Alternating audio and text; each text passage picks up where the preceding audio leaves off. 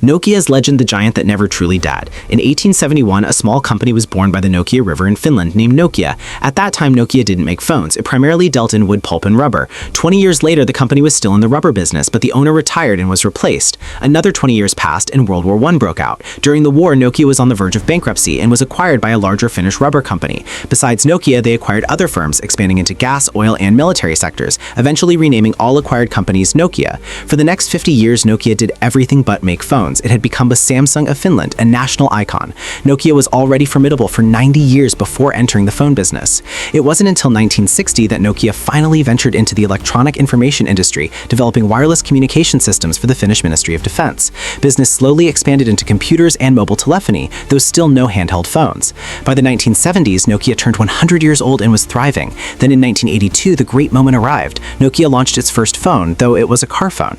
After a few years in car phones, they released their first handheld phone in 1987. This marked a new era. The giant began abandoning its 100-year-old traditional industries like rubber and heavy industry to focus solely on telecommunications.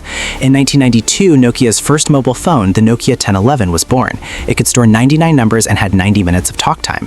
By 1994, Nokia exploded onto the scene with the 2100 model, selling 20 million units. It cost about 1,500 RMB, a fraction of the price of the brick phones Dagada that cost 20,000 to 30,000 RMB back then. Its high cost-performance ratio made it a massive hit. By 1998, Nokia became the world leader, overtaking Motorola. By 2007, 40% of all phones globally were made by Nokia. Unfortunately, 2007 was also the year the iPhone was born.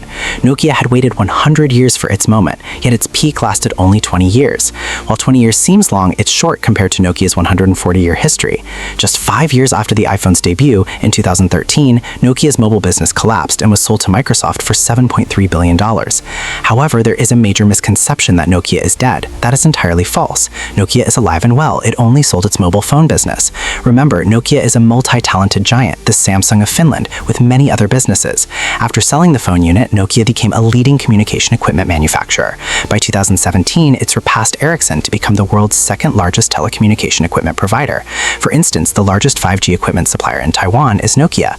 Today, Nokia still generates around 200 billion RMB in annual revenue.